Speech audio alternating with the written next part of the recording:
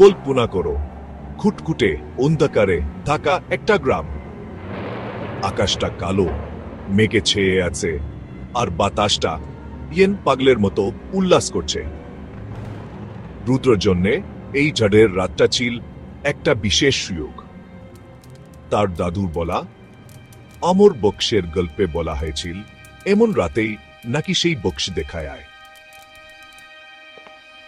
রুদ ওখন জঙ্গলের গভীরে চুকল, তখন সে বুঝতে পারল কেন সবাই এই জঙ্গলকে ভয় পায়।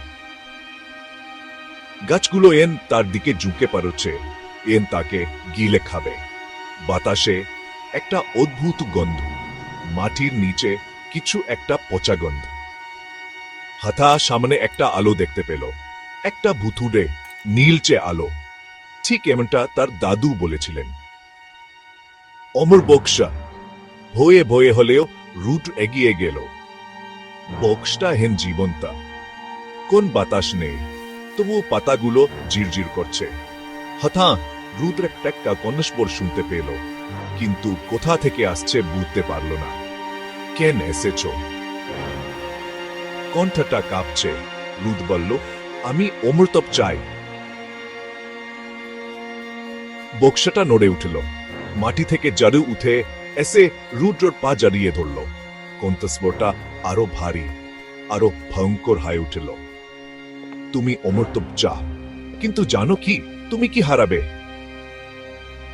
রুট কিছু বলার আগে তার শরীর শক্ত হয়ে গেল। জারগুলো এন তাকে শুষে নিচ্ছে, গিলে খাচ্ছে। মৃত্যুদূর আগে সে বক্সের গুন্ডিতে অসংখ্য মুখ দেখতে পেল, যারা তার মতো অমৃতপ চেয়েছি। অমর বক্সি তাকে গ্রহণ করল। জঙ্গল আবার শান্ত হয়ে গেল। বাইরে যারা থেমে গেছে, কিন্তু রুদুর আর ফিরে আসেনি। তাই যদি কখনো অমর বক্সের গল্প শোনো, মনে রেখো কিছু রহস্য না জানাই ভালো। ধন্যবাদ দেখার জন্য কল্পকাহিনীর প্রেমীরা। যদি এই প্রত্যেক গল্পটা ভালো লেগে থাকে, তাহলে লাইক, কমেন্ট আর সাবস্ক্রাইব করতে ভুলবেন না।